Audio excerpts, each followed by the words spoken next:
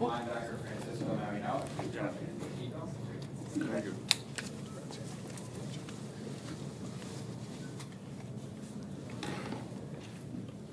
Kiko was kind of a slugfest out there today, but you guys obviously pulled it off in overtime. Just what did this win mean to you guys? You know, we put it all on the line, you know. Defensive players, we're executing, and we just, you know, try to play our game, do our own assignment.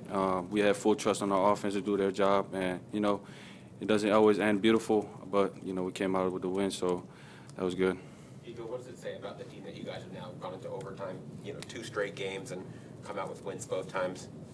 I mean, we just got to do our job, you know, do our assignment, do your 111th, and if it falls, you know, negative, you know, we got to pick up and move on to the next play. And like I said, you know, it didn't go as smooth as it was, but just got to keep our head on the swivel and keep working. They were picking up a lot of yards on the quick slant to number 4. Did that catch you guys by surprise, or were they just finding a way to get into open space in your defense? That, you know, that's a good offense. That's a really good team. They had the stretch going on us, and they got us a couple of times and kind of adjusted on it. And, you know, sometimes try to expect too much on a run. And, you know, their number 4 he's a playmaker. And, you know, they came out to play, and that's what they did. Just got to keep working and, you know, learn from it and adjust on the field. So, yeah. Cam had that big pick 6 right after halftime. Mm-hmm. How important was that for the defense to kind of get back on track? You know, Cam's a playmaker, and he came in clutch at that moment. Kind of swayed the momentum towards our side, and you know, we just play aggressive. We kind of played passive in the beginning, but you know, when you read your keys and you react fast, you know, you make those type of plays, and that's what Cam did. So yeah. You guys obviously, I mean, this quarterback known for getting some rushing yards. You knew he was probably going to have some attempts. He got like 1 or 2, but for the most part, you guys did a good job on that. Just talk about your preparation for that and staying home. Yeah, I mean, that was like their number 1 successful play, was running that draw QB, and we kind of game planned it with our D-line, staying tight, playing in the pocket, and we just try to keep him in the pocket, and not because he's dangerous with his legs. So Coach G did a pretty good job emphasizing throughout preparation, and our guys came out and executed. Hey, Kiko, you had a sack, Ruben had 2 more. Did you guys do anything in practice this week to really kind of emphasize pressure this week?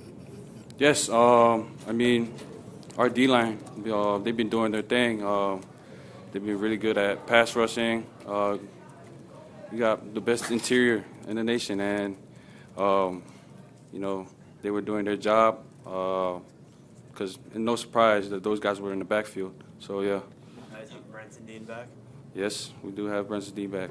Great to have him back. You guys had a few situations, I don't know exactly off the top of my head, but a few situations where you were backed up against the end zone and, you know, held Virginia to a field goal. Just what's the strategy, or what's like the defensive attitude in those situations? Our coach keep emphasizing it.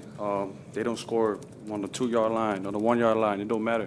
We just got to play fast, do your 111, and I mean everybody was executing it. You know, we got guys playing fast on the red zone. That's when you got to, you know, turn on red light. You know, green light. I mean, green light and go. So there's no second decision to make at the goal line. You got to play aggressive, and that's what we did. Red light for them, green light for you. Yes. You guys, congratulations. Thank you. You guys qualified for a bowl with this win. I mean, what does that mean to you? And UM hasn't actually played in a bowl since 2020. They qualified in 21, but it's been a while. Yeah. You know, I'm new here, and it's a great direction we're heading to. But you know, that's good that we're bowl eligible. But we got to move on to the next game. We got NC State next week. We got to go over there, and we got to prepare. And that's what we're going to do. We're focus on the next game. Three out of the next 4 games, I think, are on the road. Yeah. How tough is that, or do you like that? I mean, it don't really matter where we play. We just got to do our job, and that's what we're going to go and do.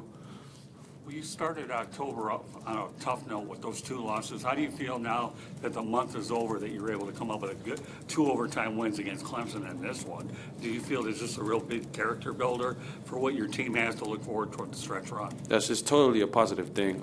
Sways our momentum back, getting guys very confident, and that's what we're gonna do. We're gonna head on. We'll focus on the next game and prepare as we always do, and get our mind right. Awesome. Thanks, Kiko. All right, thank you. Thanks, man.